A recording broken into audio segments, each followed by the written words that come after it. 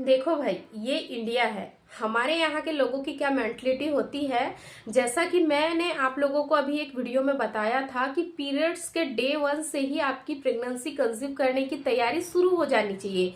यानी कि पीरियड्स के डे 1 से ही आप अपने आप की केयर करोगे, अपने आप पर ज्यादा से ज्यादा ध्यान दोगे, हेल्दी डाइट को फॉलो करोगे, नट्स का सेवन करोगे, फल फ्रूट्स का सेवन करोगे, तो आपको आगे जाकर प्रेगनेंसी कंसीव होने में कोई प्रॉब्लम नहीं आएंगी। 100% चांसेस यहाँ पर आपके बढ़ जाएंगे कि आप प्रेगनेंसी कंसीव कर ही लोगे, जैसा मैंने आप लोगों को अभी बताया। लेकिन हमारे यहाँ कुछ लोगों की मेंटलिटी क्या होती है कि लाखों रुपए खर्च कर देंगे, दवाइयाँ खिलाने में कसर नहीं करेंगे, डॉक्टर के पास हर महीने ले जाएंगे, इलाज करवाएंगे, अगर कोई बीमारी है तो डॉक्टर के चक्कर लगाएंगे बार बार ताकि उनकी जो प्रॉब्लम है वो ठीक हो जाए, बीमारी ठीक हो जाए। लेकिन वहीं पर अगर 1,000-500 रुपए का भी खर्चा आ जाता है ना, अगर फॉर एग्जाम्पल मैं एक एग्जाम्पल देके आप लोगों को समझा रही हूँ, आप अपने आप पर मत लीजिएगा उस चीज को। मैं पर्टिकुलर किसी के लिए मतलब किसी एक को ये बात नहीं बोल रही हूँ, जस्ट मेरा ये थॉट है, मतलब ये मुझे लगता है कि ऐसा हमारे आसपास होता है, उसी को मैं आप लोगों के साथ साझा कर रही हूँ, तो आप इसको ज्यादा सीरियस ना लीजिए।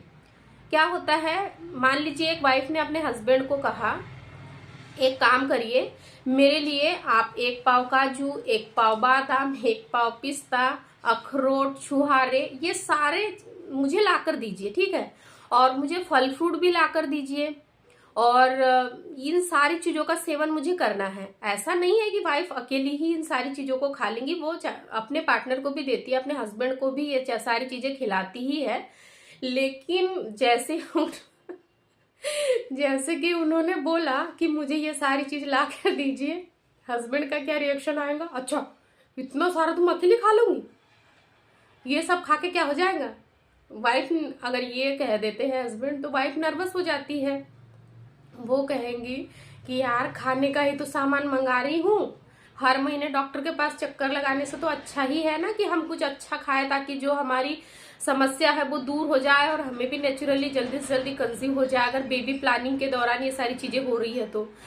ठीक है, तो ऐसा रिएक्शन हस्बैंड का आता ही है। और फिर सोचना चाहिए, मतलब कहने का ओवरऑल कहने का मतलब मेरा ये है कि डॉक्टर को हजारों रुपए देने से अच्छा है कि हजारों रुपए अपने ऊपर खर्च करो। हजारों लाखों हम डॉक्टर के पास जाके फूक देते हैं, इनकेस अगर प्रेगनेंसी नहीं होती है, 2 से 3 साल, 4 साल, 5 साल हो गए हैं, अगर मान लीजिए कि इसी बीच बहुत ही ज्यादा प्रॉब्लम महिला के साथ हुई और उनके अंडे की क्वालिटी भी बहुत ही ज्यादा पुअर हो गई, फिर डॉक्टर उनको ये एडवाइस करेंगे कि आपको तो आईवीएफ ही करवाना पड़ेगा, आपको तो डोनर एक लेना पड़ेगा, एक्सेट्रा। तो उस कंडीशन में भी आपके पैसे ही जाएंगे, पैसे ही आपको देना पड़ेगा, तभी आपका सारा ट्रीटमेंट हो पाएगा। तो हम ये पैसा वहां ना देके हम अपनी हेल्थ पे क्यों ना खर्च करें, कहने का मतलब मेरा केवल इतना है। क्योंकि ये मेंटलिटी हमारे आसपास, हमारे घरों में, मैं ज्यादा दूर नहीं जाती, मैं अपने ही घर की बात लेती हूँ कि जहाँ खिलाने पिलाने वाली बात आती है, खाने पीने वाली बात आती है ना, वहां केवल पैसा दिखता है कि यार इतना पैसा खर्च हो जाएगा।